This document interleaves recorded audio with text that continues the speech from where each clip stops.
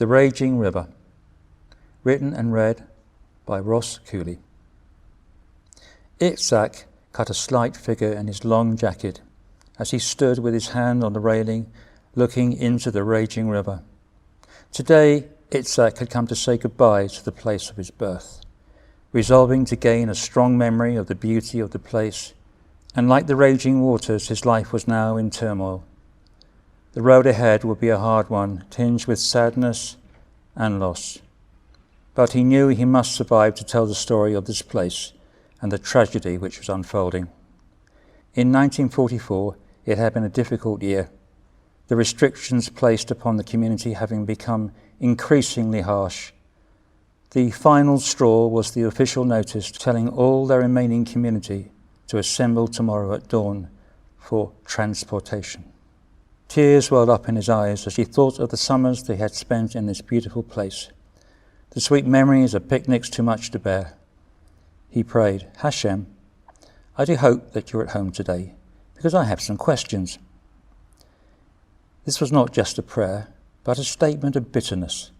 Life had been so good, and now terror struck from every direction, the air thick with the sudden deceit of lifelong neighbours. He wanted to stay in this place of peace and normality forever, to breathe in the safety of the moment. For a split second he had considered throwing himself into the torrent, hoping for a mercifully quick end, questioning the reason for his birth, but he knew that he would be taking away part of a family, a community which relied on each other. Silently he started to walk into the darkness, the noise of the water fading with each step. He turned and looked back, tears in his eyes, knowing that if he was able to return to this place, there would also be a sad moment. The streets seemed deserted, the old synagogue standing tall and majestic in the evening. He hurriedly turned, disappearing into a side street, his sobs the only reminder of his presence on that night. June 1984. Itzhak cautiously approached, hesitant because of the power of his emotions. The river still flowing with the same utter contempt for the obstacles which man had placed before it. He was now of frail experience, his walking accentuated by the stick in his left hand, giving him balance in both body and mind. It was a warm June evening. This time his tears were for those who were now only a memory. He could almost see the ghostly faces in the seething waters, daring him to call out their names. He cried out, "I have so many questions." Why had he and Carmela survived? After liberation, they had found each other marrying in 1947 in a small synagogue before they had left for a new life in British-controlled Palestine. They never had children because Carmela's health was never the same after the camps. The malnutrition she had suffered had left her forever weak, but they had loved each other with a true passion. Itzhak put his hand inside of his frayed jacket, pulling out a red rose. Gently he took each petal, letting each one fall into the boiling white scene below, watching each one disappear.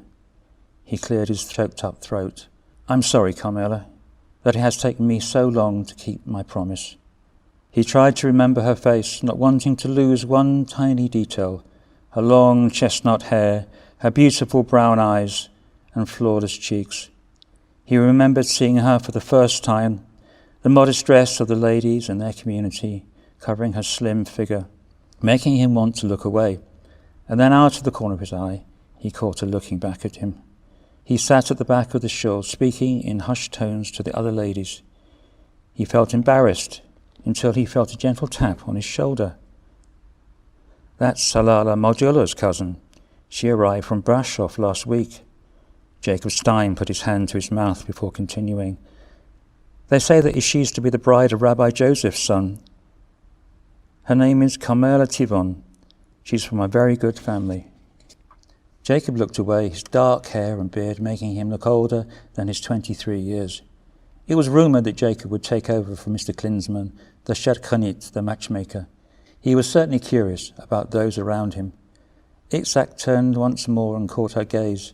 She smiled, looking deeply into his soul, communicating with him in a subtle way. Why did I have to fall in love now, with the world falling apart? The air around him still had the same dark fragrance that he remembered, but this time it smelt bittersweet. Around him, a modern world was racing towards its next destination, but to Itzhak, time had come to a standstill. The restoration of the synagogue had been a good opportunity to do what he had put off for so long. His heart, weary with the loss of his wife, had been telling him to remember those he loved and Carmela's final words to him before her death. Itzhak put a rose into the river like we used to when we first met. Tearily, he had agreed. Slowly he walked away, the raging of the river less audible with each step. He turned to a side street, only his sobs indicating his presence.